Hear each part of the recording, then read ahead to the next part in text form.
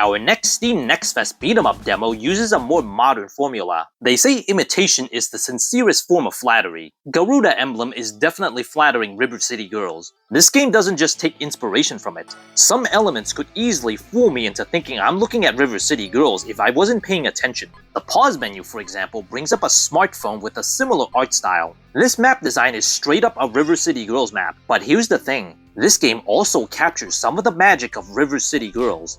Raise your fists and get ready to beat them up.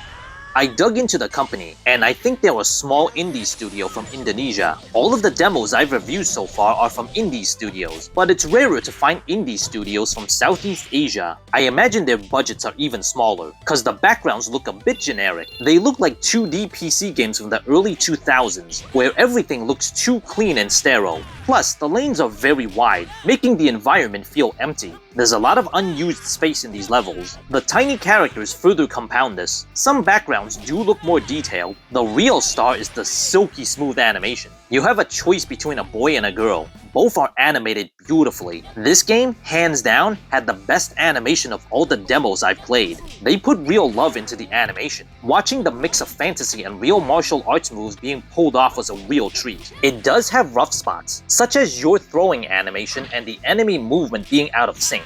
I'm sure it'll be fixed in the full release. The core gameplay is, well, River City Girls. If you've played that, then you'll know how this works. You fight, explore, shop, and eat to boost stats. It's a beat-em-up RPG. That said, the demo only has the arcade mode, not the story mode. There's online co-op too, but that's also not available in the demo. The combat feels decent for the most part, but I have run into issues. The hits feel slightly mushy and not as snappy, but it's not the end of the world. This might be due to the smooth animation, which makes things feel a little slower. It's kinda like the old cinematic platformers where the animation is silky smooth, but it takes 2 business days for the button press to register. This is nowhere near that bad. The jump kick definitely needs more work. It feels too floaty, but it does make juggling easier.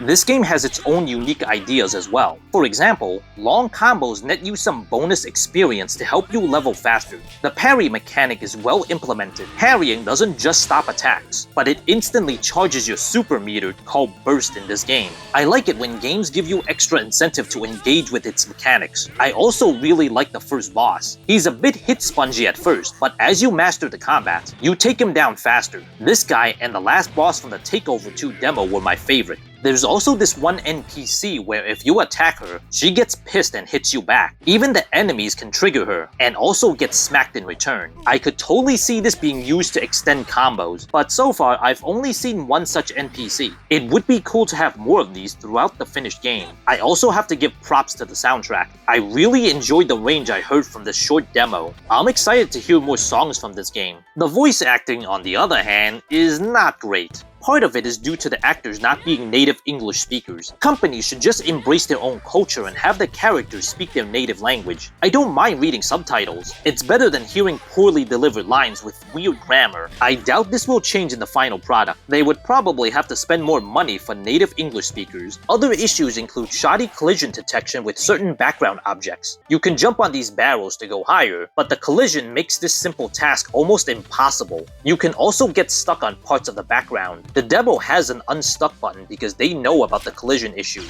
Better to have it than let players get stuck in the demo and be forced to reset to fix it. There's also a major issue with screen tearing. My video capture doesn't capture this issue, but it's a huge eyesore when I was playing the game. Ironically, screen tearing was not an issue on my low-spec laptop. This issue might not affect everyone. Just add a VSync option to the game at launch. The devs are aware of these issues. Of all the demos I tried, this has the most technical problems. Outside of the voice acting, I'm sure the rest will be ironed out in the finished game. I had fun despite the issues. Whether you want to play the demo or wait for the finished product is your call. As it is, the demo is lacking polish. Originality aside, I am really rooting for this game. It's closing time for the Dinosaur Arcade. I'll see you next time. Yep.